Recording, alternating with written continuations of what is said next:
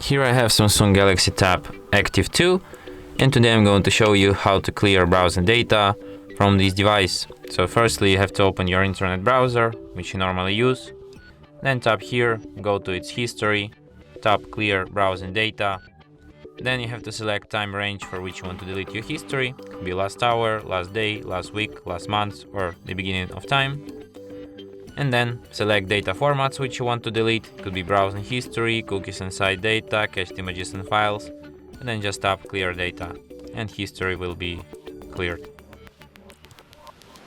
And that's it. Thanks for watching.